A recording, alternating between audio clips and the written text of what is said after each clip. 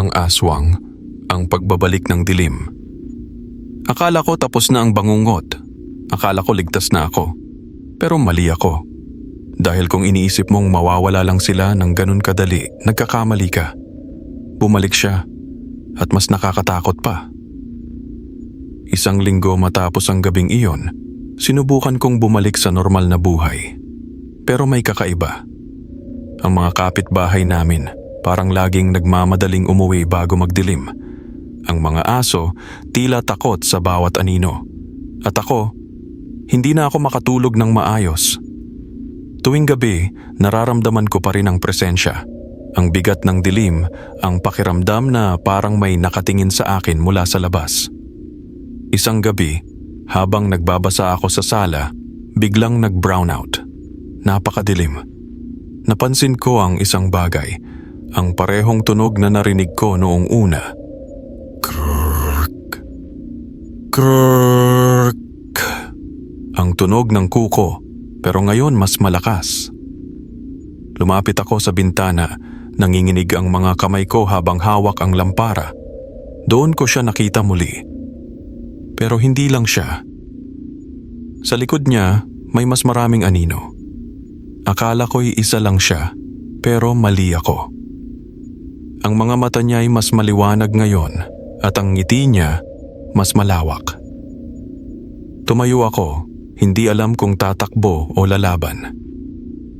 Kinuha ko ang buntot ng pagi at itinutok ito sa bintana.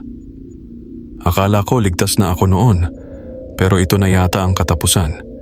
Hindi lang pala isang aswang ang bumabalik sa gabi. Biglang may kumatok sa pinto. Malakas, paulit-ulit. Tumayo ako, pero bago ko pa ito maabot, bumukas ito ng mag-isa. Nagsimula silang pumasok, isa-isa, dahan-dahan ang mga aswang. Sumigaw ako, hinagis ang buntot ng pagi, pero parang hindi ito gumana tulad ng dati. Nakapalibot sila sa akin. Ang tanging narinig ko ay ang mababang halakhak na bumalot sa buong bahay. Hindi ka na makakatakas ngayon. Bigla, naramdaman ko ang init sa bulsa ko. May inilagay ang nanay ko doon bago siya pumanaw. Isang maliit na botelya ng langis ng niyog na may mga dahon ng bawang. Agad ko itong binuksan at itinapon sa direksyon nila. Napuno ng malalakas na hiyaw ang paligid. Ang mga anino naglaho isa-isa, ngunit ang leader ng mga aswang ay tumayo pa rin, nakangiti bago nawala sa dilim. Hindi pa tapos ito, alam kong babalik sila.